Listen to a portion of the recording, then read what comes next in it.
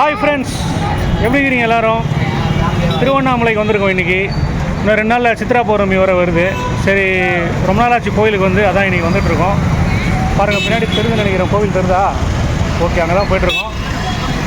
எவ்வளோ video cover பண்ண முடியும்னு தெரியல. சரி, பார்க்கலாம் வாங்க.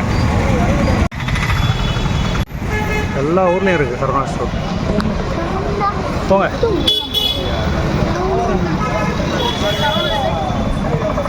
திருவண்ணாமலை போகிற பிளானே கிடையாதுங்க. நான் வேலை விஷயமாக வந்திருந்தேன்.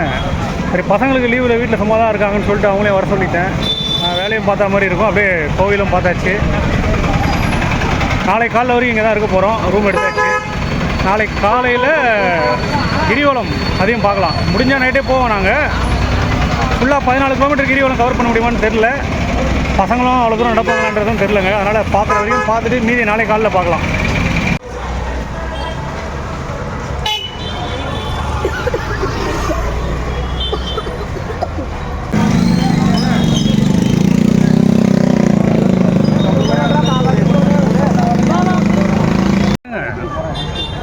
இன்னும் பாதி தூரம் பண்ணுங்க. நைட்டு இந்த பக்கம் வழி இல்லை, வழி அடைச்சிட்டுருக்காங்க. இந்த பக்கம் நம்ம எப்போவுமே போவோங்க, அந்த வழி அடைச்சிட்ருக்காங்க பாருங்களேன். ரொம்ப நாள் ஆச்சு வந்து, அது கூட தெரில நம்மளுக்கு. வேறு வழியாக தான் போகணும்னு நினைக்கிறேன். இதுதான் என்ட்ரன்ஸ், பெரிய கோபுரம் இருக்கக்கூடிய.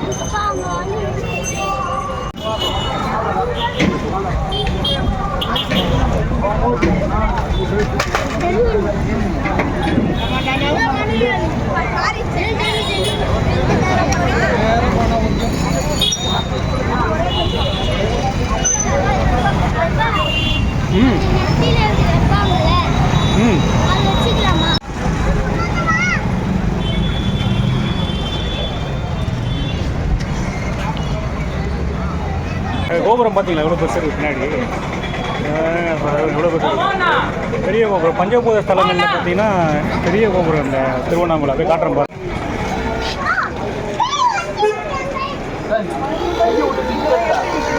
வா, முன்னாடி ஓடு.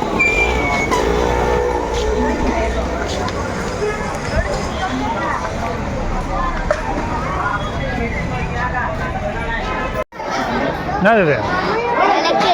போங்க.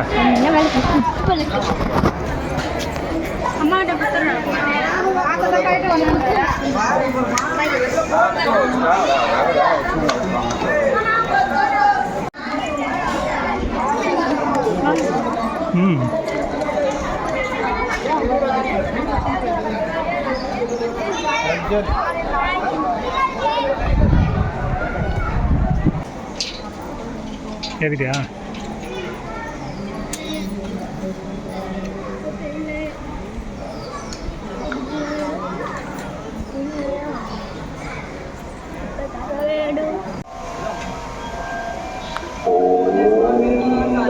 கேப் வர கேட்டேன்ல, எனக்கு காட்ட முடியாது. அப்படியே எடுக்கலாம். வா, பரவாயில்ல விடு.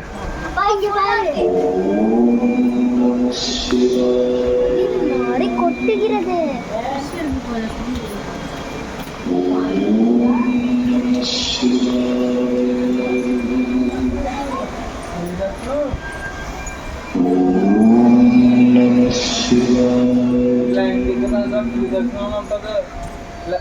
లెఫ్ట్ సైడ్ కి బోర్డు ఉంటుంది. అందరూ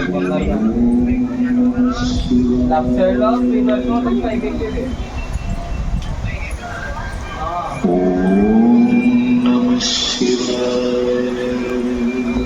குளத்து தண்ணி ஊற்றுது. அப்படி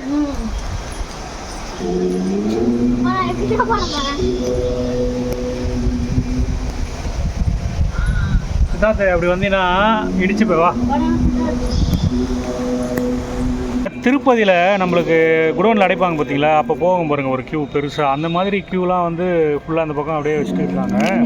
முதல்லலாம் அந்த மாதிரி கிடையாதுங்க. நாளுக்கு நாள் வந்து இன்க்ரீஸ் ஆகி வருது பயங்கரமாக. தமிழ்நாடு கூட்டம் அளவுக்கு ஆந்திராவிலேருந்தும் கூட்டம் வருது. நிறைய ஆந்திரா ரிஜிஸ்ட்ரேஷன் அந்த வெஹிக்கிள் வச்சு சொல்கிறேன் நாங்கள். நிறைய வண்டிங்க வந்துட்டுருக்கு. மக்களும் உள்ள ஆந்திரா தெலுங்கு பேசுகிற மக்களும் நிறைய பேர் வந்துட்டுருக்காங்க. அதனால தான் வந்து கோவில் வந்து அங்கங்கே வந்து இந்த மாதிரி மாறி இருக்குது. நான் கிட்டத்தட்ட ஒரு 4 வருஷம் ஆகுது இந்த கோவிலுக்கு வந்து.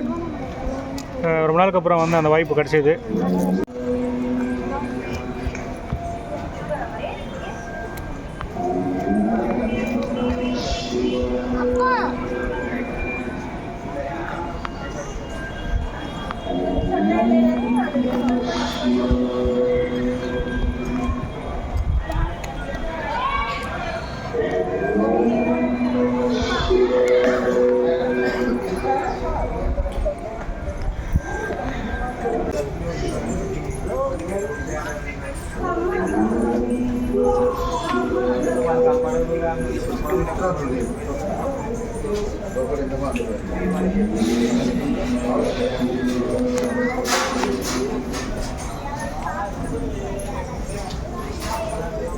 ஹர்ஷா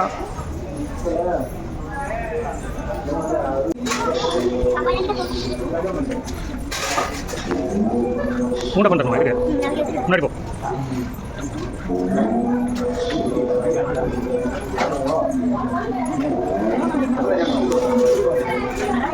சக்கரை பொங்கல் புளியோதரை காட்டுங்க.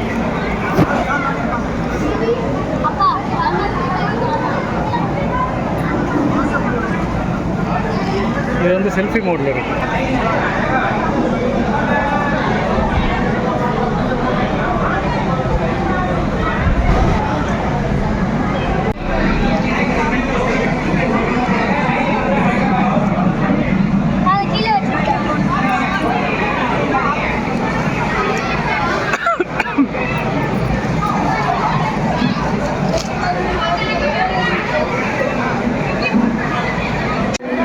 நம்ம சிதம்பரத்தில் இதே மாதிரி ஏதோ ஒன்று வாங்கி சாப்பிட்டோம். என்னது வெண்ணையா பிள்ளையார் மேலே இருக்குது.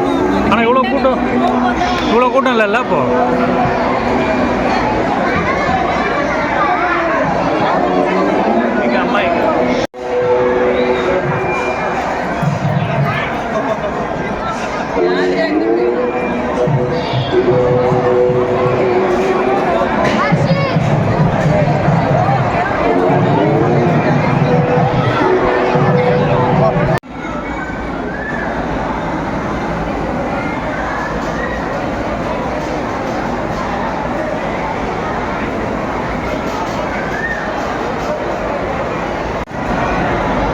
ஹர்ஷா கூட்ட ஹர்ஷாங்க சாமி பார்த்துறியா? சாமி பார்த்துறியா?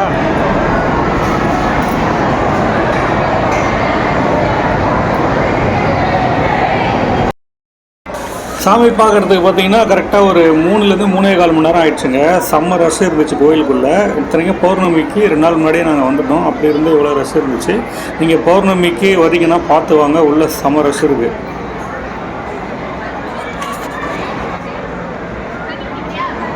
கோவிலுக்குள்ளே வந்து ஒரு சில ஃபெசிலிட்டிஸ் நல்லா பண்ணியிருந்தாலும் சில விஷயங்கள்லாம் வந்து கொஞ்சம் சரியில்லைங்க. என்னென்னு பார்த்தீங்கன்னா கூட்டத்தை வந்து இவங்க கரெக்டாக கண்ட்ரோல் பண்ண மாட்டுறாங்க.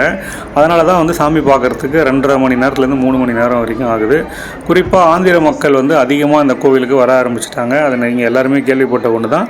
வர்றது நல்ல விஷயந்தான். பட் ஆனால் அதை வந்து கரெக்டாக இவங்க வந்து கைட் பண்ணி சாமி பார்க்க வச்சாங்கன்னா நல்லாவே இருக்கும்னு நினைக்கிறேங்க. மற்றபடி ரெஸ்ட் ரூம், அந்த பியூரிஃபைட் வாட்டர் இதெல்லாம் வந்து நல்லாவே பண்ணி கொடுத்துருக்காங்க. இப்போ சித்ரா பௌர்ணமின்றதால கோவிலில் நிறைய ஃபெஸ்டிவல்ஸ்லாம் வந்து நடந்துக்கிட்டு இருக்குது. அதெல்லாம் நாங்கள் பார்த்துட்டு இருந்தோம்.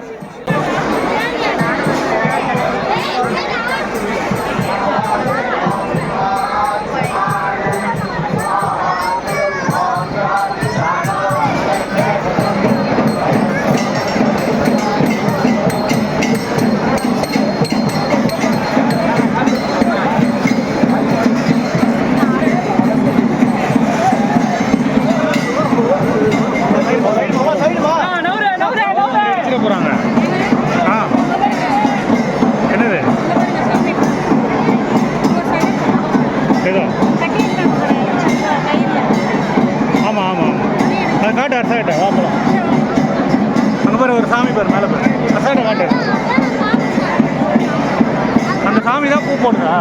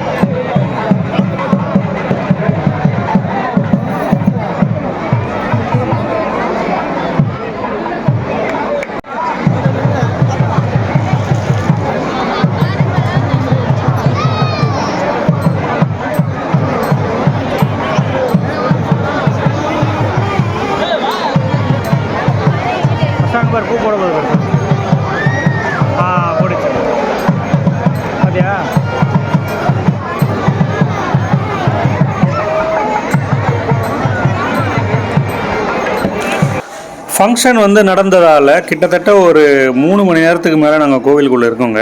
டைம் பார்த்திங்கன்னா 10 மணி ஆக போகுது. இப்போ தான் வெளியிலேயே போக போகிறோம். சூப்பராக இருந்துச்சு. இந்த சித்ரா பௌர்ணமியை ஒட்டி அந்த பொம்மை வந்து சாமிக்கு பூ போடுற அந்த விழாலாம் வந்து சூப்பராகவே நடத்திட்டு இருந்தாங்க. கிட்ட இருந்து நாங்கள் பார்த்தோம். இப்போ ரூமுக்கு போக போகிறோங்க. போயிட்டு மறுநாள் காலையில் ஒரு பாதி தூரம் வந்து கிரிவலத்தை பண்ணிவிட்டு மீதி பாதி தூரம் வந்து வண்டியில் தான் போக போகிறோம். ஏன்னா பசங்க வந்து வெயிலில் நடக்க மாட்டாங்க. சரி, காலையில் பார்க்கலாம் friends. Good night. Good morning friends. இப்போ பார்த்தீங்கன்னா ரூமில் இருந்து நாங்கள் கிளம்பியாச்சு. இங்கேருந்து பார்த்தீங்கன்னா ரமணா ஆசிரமம் வரைக்கும் வீட்டில் வந்து அப்படியே பசங்களை கூட்டிகிட்டு நடந்து போவாங்க. அங்கேருந்து அவங்கள நான் வந்து பைக்கில் கூப்பிட்டு ஒரு இடமா சுற்றி காமிச்சிட்டு இந்த கிரிவலத்தை வந்து சுற்றி காட்ட போகிறேன். ஏன்னு பார்த்தீங்கன்னா அதுக்கப்புறம் நான் வந்து எனக்கு சைட் விசிட் இருக்குது. திருவண்ணாமலைக்கு நான் வேலை விஷயமாக தான் வந்திருக்கேன். அதனால் இவங்களையும் வந்து சென்னைக்கு அமுச்சு விட்டுடணும். நான் அதுக்கப்புறம் என்னுடைய வேலையை முடிச்சுட்டு தான் சென்னை போகணும். அதனால் பாதி தூரம் இவங்க வந்து நடந்து போவாங்க. அதுக்கப்புறம் பைக்கில் கூப்பிட்டு போகிறேன். ஆக மொத்தத்தில் இந்த 14 கிலோமீட்டரை வந்து கிரிவலம் சுற்றி முடிச்சிடலாம்.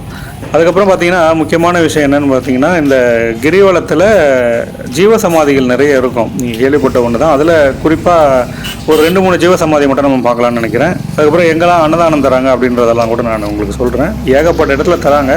இருந்தாலும் நம்மளுக்கு தெரிஞ்ச ஒரு சில இடங்களை மட்டும் நான் உங்களுக்கு வந்து காட்டுவோம். அதுக்கப்புறம் இந்த கிரிவலம் முடிச்சுட்டு இந்த வீடியோ முடிஞ்சிடுங்க. வீடியோ கொஞ்சம் லென்த்தாக இருந்தாலும் பாருங்கள், உங்களுக்கு எந்த அளவுக்கு கவர் பண்ண முடியுமோ அந்த அளவுக்கு கவர் பண்ணியிருக்கோம். ஒரு சில இடங்களில் பசங்க வீடியோ எடுத்திருப்பாங்க நான் இல்லாத நேரத்தில்.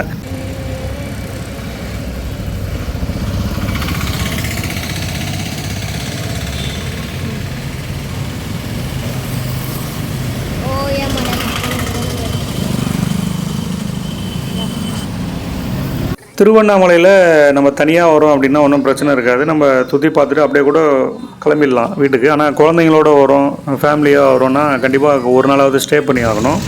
அதனால் இந்த ஸ்டே பண்ணுற விஷயத்தை பேசும்போது தான் ஒரு முக்கியமான விஷயம் தெரியுது.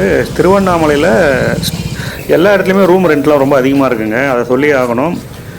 இப்போ 500 ரூபா 600 ரூபா அந்த ரேஞ்சிலலாம் எங்கேயுமே ரூம் கிடையாது. ஏன் 1500 அந்த ரேஞ்சிலே கூட இப்போ ரூம்ஸ் இல்லை. அப்படியே கிடைச்சாலும் நான் ஏசி தான் கிடைக்குது. எங்களோட லக்குன்னு சொல்லலாம். ஒரு இடத்துல வந்து 1500க்கு ஏசி ரூமே கிடச்சிது. அதை வந்து நாங்கள் யூஸ் பண்ணிக்கிட்டோம் நல்லா. ஆனால் அந்த ரூம் பார்த்திங்கன்னா கரெக்டாக வரும். அந்த ரூமில் 10க்கு 10 ரூம் கூட கிடையாது. அதில் ஒரு 4 பெட்டு அப்படியே போட்டிருப்பாங்க. நம்ம பேக்கை கூட கீழே தான் வச்சுக்கணும் அப்படின்ற மாதிரி இருந்துச்சு. இருந்தாலும் அட்ஜஸ்ட் பண்ணிக்கிட்டோம். ரூம் நீட்டாக தான் இருந்தது. ரெஸ்ட் ரூம்லாம் சூப்பராக இருந்துச்சு. இந்த திருவண்ணாமலையில் வந்தீங்கன்னா அதை மட்டும் கொஞ்சம் நீங்கள் பார்த்துக்கோங்க. ரூமில் ஸ்டே பண்ண போகிறீங்கன்னா முன்னாடியே புக் பண்ணிக்கோங்க. இந்த கார்த்திகை தீபம் இந்த மாதிரி சித்ரா பௌர்ணமி கிட்டலாம் வந்தீங்கன்னா ரூம் கிடைக்கிறது ரொம்ப ரேராக இருக்கும். பசங்க வேறு சம்மர் டைம்ன்றதால ஏசி தான் கேட்டாங்க. ஏசிலேயே வந்து 1500க்கு கிடைச்சது லக்குன்னு சொல்லலாம். அப்புறம் முக்கியமான விஷயம் பார்த்திங்கன்னா திருவண்ணாமலையில் கொஞ்ச நாளாக ஒரு இஷ்யூ ஒன்று போயிட்டு இருந்தது. நிறைய தெலுங்கு பேசுகிற மக்கள் வராங்க. அவங்களால வந்து திருவண்ணாமலையில் வந்து நிறைய ரெண்ட்லாம் ஏறிடுச்சு, ஆட்டோக்காரங்களாம் அதிகமாக கேட்குறாங்க அப்படின்ற மாதிரிலாம் நிறைய சொல்லிட்டு இருந்தாங்க. அது ஒரு பக்கம் உண்மையாக இருந்தாலும், ஆனால் இந்த விஷயத்தில் வந்து நம்ம என்ன ஒரு முக்கியமான விஷயத்தை கடைப்பிடிக்கணும்னு பார்த்தீங்கன்னா, யார் வேணாலும் நம்ம இந்தியாவுக்குள்ளே எங்கே வேணாலும் போயிட்டு சாமி கும்பிடலாம். திருப்பதியில் பார்த்தீங்கன்னா தமிழர்கள் அதிகமாக இருப்பாங்க. அதே மாதிரி தான் தெலுங்குக்காரங்களும் இங்கே வந்து அவங்களுடைய வழிபாடை பண்ண வராங்க. இங்கே வந்து நம்ம தான் தப்பு பண்ணக்கூடாது. எப்படின்னா நம்மளுடைய விஷயத்தை நம்ம தான் விட்டு தரக்கூடாது. அதாவது இங்கே இருக்கக்கூடியவங்களே தெலுங்குக்காரங்களுக்கு வந்து முன்னுரிமை கொடுத்து தெலுங்கு பேசக்கூடிய மொழிகளை வந்து ஃபஸ்ட்டில் வந்து டிஸ்பிளே பண்ணுறது, தமிழெல்லாம் இங்கேருந்து எடுக்கிறது, அந்த மாதிரி விஷயம்லாம் பண்ணக்கூடாதுங்க. தெலுங்கு வந்து அந்த ஸ்கிரிப்ட் வந்து எழுதலாம், ஏன்னா அவங்களுக்கும் தெரியணும். பட் ஆனால் தமிழை எடுத்துகிட்டு தான் எழுதணும் அப்படின்ற மாதிரியெல்லாம் நம்ம வந்து பண்ணக்கூடாது. அவங்களும் வந்து இந்தியர்கள் தான். அவங்களுடைய திருப்பதி எப்படி ஒரு காலத்தில் திருப்பதியே தமிழ்நாடாக இருந்துச்சு தான், அதுக்கப்புறம் ஆந்திராவில் சேர்த்துட்டாங்க. அதெல்லாம் பழைய வரலாறுலாம் நம்ம பேசணும்னா எங்கேயோ போகும். அந்த மாதிரி திருவண்ணாமலையும் அந்த மாதிரி போயிடக்கூடாதுன்றதுக்காக தான் தமிழ் வந்து முக்கியமாக இங்கே வந்து டிஸ்பிளே பண்ணியே ஆகணும். அதேமாதிரி அவங்களுக்கும் நம்ம கோவிலை தேடி அவங்க வந்து வழிபாடு பண்ண வராங்கன்னும் போது நம்ம அதுக்கான உரிய மரியாதையை நம்ம கொடுக்கணும். நம்ம ஏமாந்தும் போயிடக்கூடாது. அதே மாதிரி பிறருக்கு நம்ம வந்து தமிழன்னா யார், தமிழன் வந்தாரை வாழ வைக்கும் பூமின்னு சொல்லக்கூடிய அளவுக்கு நம்ம இருக்கணுமே தவிர யாரையுமே வேற்றுமையாக பார்க்கக்கூடாது. அதனால தான் இந்த இஷ்யூ கொஞ்ச நாளாக போயிட்டு இருந்தது. இதை பற்றி நம்ம ரொம்ப கான்ட்ரவர்சியாக பேசவும் முடியாது. அப்பேற்பட்ட ஒரு விஷயம் இது. அதனால் எல்லாம் வழிபாடு பண்ணும்போது இங்கெல்லாம் ஜாதி மத பேதம் மொழி இனம் தேசம் அதெல்லாம் மறந்துட்டு தான் நம்ம இந்த திருக்கோவிலுடைய மலை வளத்தை வந்து நம்ம சுற்றி வர முடியும். அப்போ தான் இறைவனுடைய அருள் பூரணமாக கிடைக்கும். ஓகேங்க. இப்போ சேஷாத்திரி சுவாமிகள் மடம் அங்கே தான் இருக்கும். இங்கே வந்து விசிறி சாமி, இவர் விசிறின்ற மாதிரி இவர் மூக்குப்பிடி சித்தர் கேள்விப்பட்டிருப்பீங்க. அவர் வந்து இந்த இடத்துல தான் வந்து பல நாள் இங்கே வந்து உட்காந்துருப்பார். நிறைய வீடியோக்களில் பார்த்துருப்பீங்க. அந்த இடத்த விட்டு அப்படியே வந்தாச்சு. அவருடைய ஜீவசமாதியை நான் காட்ட போகிறேன் பாருங்கள். இப்போ வந்து நம்ம ரமணாசிரமம் அங்கே வந்தாச்சுங்க. திருவண்ணாமலை அப்படின்னாலே ரமணர் அவருடைய அற்புதங்கள் எல்லாருக்குமே தெரிஞ்சிருக்கும். மிகப்பெரிய ஒரு மகான். அவருடைய ஆசிரமத்தில் உள்ளே வந்து செல்ஃபோன்லாம் நாட் அலௌடு, நம்ம உள்ளே போய்ட்டு வீடியோ எடுக்க முடியாது. அங்கே போய்ட்டு முடிஞ்சால் மெடிடேஷன் பண்ணிவிட்டு நம்ம அடுத்தடுத்து அப்படியே கிளம்பலாம். இப்போ வந்து பார்த்திங்கன்னா யோகி ராம் சுரத்குமார் ஆசிரமம், மகான், பெரிய மகான் அவருடைய ஆசிரமத்துக்கு தான் வந்திருக்கோம். கிரிவல பாதையில் இருக்குது. ரமண ஆசிரமம் தாண்டி லெஃப்ட்டில் வரும். இப்போ அது உள்ளே போய் பார்க்க போகிறோம்.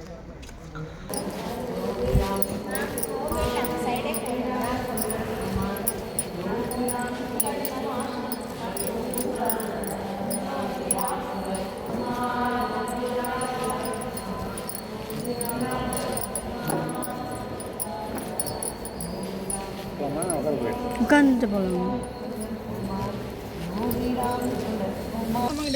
செல்லு பிடிக்கிற போகுது கையில் இருக்கும்.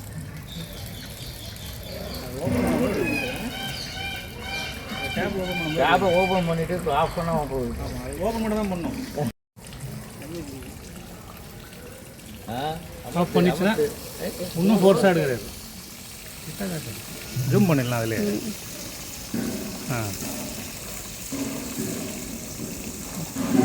அவ்வளோ ஆஃப்லாம் நாங்கள் தான் பண்ணிக்கணும். ஆஃப் பண்ணிட்டு வாமா, ஆஃப் பண்ணிட்டு வா. வேறு ஏதாவது வண்டி தரேன் தந்துக்கும், அது வேணா தந்துக்கும். வா, இவ்வளோ பேர் இருக்காங்க உள்ள, வாங்க. யோகிராம் சுரத்குமார் ஆசிரமத்தை வந்து நிறைய பேர் விசிட் பண்ணதுக்கப்புறம் அவருடைய வரலாறை வந்து படித்து பாருங்கள். மிகப்பெரிய ஒரு மகான் அவரும். அவர் வந்து வடநாட்டிலேருந்து நம்ம தமிழகத்துக்கு வந்து இந்த இடத்துல வந்து அவர் இங்கே தான் இருந்தார். அவருடைய கதைகள்லாம் படிச்சிங்கன்னா நீங்கள் கண்டிப்பாக கண்ணில் தண்ணி வந்துடும். அந்த அளவுக்கு ஒரு முக்கியமான ஒரு மகான் அவர் வாழ்க்கையில் எவ்வளோ பெரிய விஷயங்கள் அடைஞ்சிருக்காரு. யோகி ராம் சுரத்குமார் ஆசிரமெல்லாம் பார்த்துட்டு கிரிவலம் அப்படியே நடக்க ஆரம்பிச்சிட்டோம். பாருங்கள், கிரிவலத்தில் வந்து ஒரு நார்மலான கூட்டம் தாங்க இருக்குது. ரொம்ப பெருசாலாம் வரல. இன்னும் 2 நாளில், அதாவது நாளை மறுநாள் தான் வந்து சித்ரா பௌர்ணமி வருது. ஒரே கூட்டம் வரப்போகுது. ஃபுல்லாகவே இருக்கும் இங்கே. நைட்டில் தான் கிரிவலம் பண்ணி ரொம்ப அதிகமாக நான் வந்து நைட்டில் தான் பண்ணி பழக்கம். இன்றைக்கி ஒரு நாள் பகலில் பண்ணி பார்க்கலான்ட்டு வந்தோம். வெயில் ஏறத்துக்குள்ளே முடிச்சிடலான்னு பார்க்குறேன். டைம் வந்து 9 மணி ஆயிடுச்சு. பார்க்கலாம் எவ்வளோ நேரம் ஆகுதுன்ட்டு. பாருங்கள், பசங்களாம் அப்படியே பின்னாடி கிரிவலம் பண்ணி வராங்க.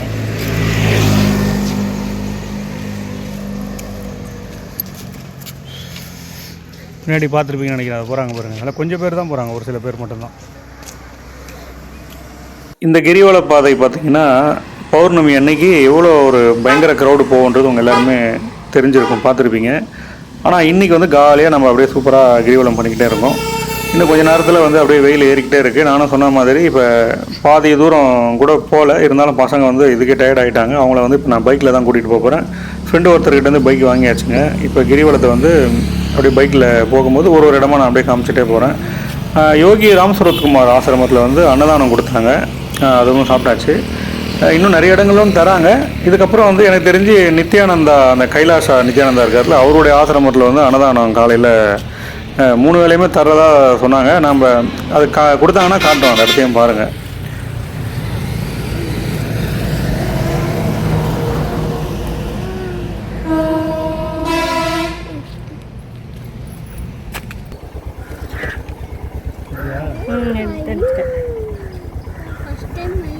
கூட அப்படியே செல்ஃபியில் நான் காட்டுறேன் கூட.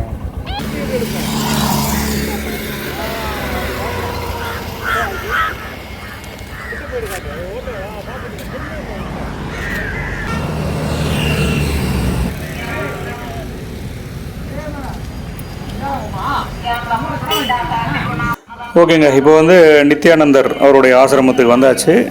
நீங்கள் கேள்விப்பட்டிருப்பீங்க, இங்கே வந்து அன்னதானம் வந்து நிறைய பேருக்கு, மக்களுக்கு வழங்குறாங்க. காலையில் வந்து நம்ம சாப்பிட்டாச்சு. இருந்தாலும் உள்ளே வந்து டிஃபன் என்ன இருக்குதுன்னு பார்க்கலாம். முடிஞ்சால் ஒரு டிஃபன் மட்டும் வாங்கி டேஸ்ட் பண்ணி பார்க்கலாங்க. நிறைய மக்களுக்கு அன்னதானம் போடுறாங்க, பாராட்ட வேண்டிய ஒரு விஷயந்தான். அதனால் இந்த இடமும் வந்து மென்ஷன் பண்ணிக்கோங்க. தட்டு வந்து இங்கேயே வச்சுருப்பாங்க. நம்ம போய் தட்டை கொண்டு வாஷ் பண்ணி எடுத்துகிட்டு வந்து சாப்பிட்டுட்டு மறுபடியும் எடுத்து போய்ட்டு அங்கேயே வாஷ் பண்ணி வச்சிடலாம். இப்போ வந்து என்ன தராங்கன்றதை பார்க்கலாம். இப்போ ஒய்ஃப் வந்து வாங்கிட்டு வராங்க. நம்ம ஆல்ரெடி சாப்பிட்டாச்சு, அதனால தான் சும்மா ஒரு இது மட்டும் வாங்கி டேஸ்ட் பண்ணி பார்ப்போம். பார்த்திங்கன்னா இது பொங்கலும் சாம்பார் தராங்கங்க. பொங்கல், சாம்பார், பச்சைப்பயிரெலாம் கொடுத்துருக்காங்க. கிரிவலம் வந்து அந்த பௌர்ணமி நாள்கள் மட்டும் இல்லாமல் இந்த மாதிரி சாதாரண நாட்கள்லாம் கூட இந்த மாதிரி அன்னதானங்கள்லாம் வந்து கிரிவலத்தை சுற்றி நிறைய இடங்களில் வந்து நடக்கும். அதனால் நீங்கள் வந்து அதை பற்றி கவலைப்பட வேண்டியதில்லை. கிரிவலத்தில் உணவு கிடைச்சிக்கிட்டே இருக்கும். ஏன்னா அத்தனை சாதுக்கள், துறவிகள்லாம் இருக்கக்கூடிய ஒரு இடம்ன்றதால இந்த இடத்துல வந்து கண்டிப்பாக உணவு கிடைக்கக்கூடிய ஒரு இடம். அதாவது ஹோட்டல்ஸும் இருக்குது, நீங்கள் பே பண்ணி சாப்பிட்ணும் அப்படின்னா கூட நிறைய ஹோட்டலும் இடையிடையில் வரும், அதையும் நீங்கள் பார்த்துக்கலாம். பார்த்திங்கன்னா இப்போ நான் சொல்லியிருப்பேன் ஆல்ரெடி, நிறைய அன்னதானம் மட்டும் இல்லை, இந்த மாதிரி நீராகாரங்கள்லாம் கூட தராங்க பாருங்கள். ஏன்னா சித்திரை மாதம் வெயில் எந்த அளவுக்கு இருக்குன்னு தெரியும். மோர் கொடுத்துட்ருக்காங்க, சூப்பரான ஒரு விஷயங்க. ஏன்னா அன்னதானத்தை விட இப்போதைக்கு இந்த கிளைமேட்டுக்கு மோர் இதெல்லாம் கொடுக்குறது பெரிய விஷயம்.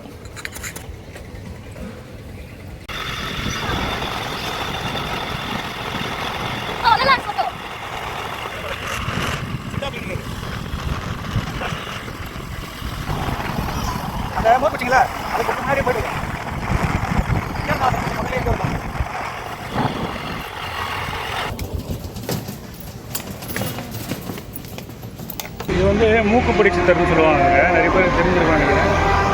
அவருடைய ஜீவப்பீடம் தான் இருக்குல்ல, அதுதான் இப்போ வந்து பார்க்க போகிறாங்க.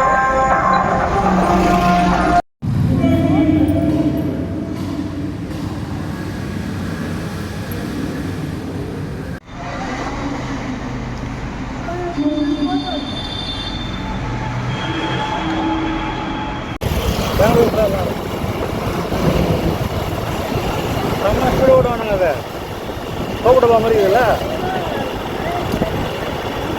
சோப்பு டப்பா மாதிரி அந்த வண்டியை சமஸ்டில் ஓடுவாங்க.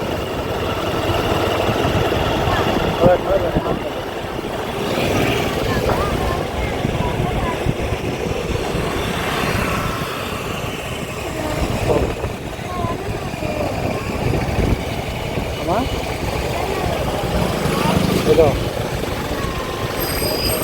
இது உள்ள ஒரு சைடு போகணும்.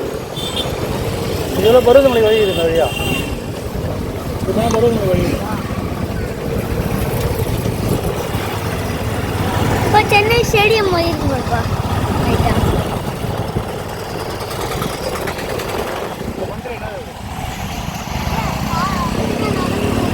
நடந்து பண்ணலன்னு சொல்லு, கிரிவலம் பண்ணியிருந்தாங்க. கிரிவலம்னா மலையை சுற்றுறது, அவ்வளோதான். இந்த இடம் வந்து இடுக்கு பிள்ளையார் கோவில் அப்படின்னு சொல்லுவாங்கங்க.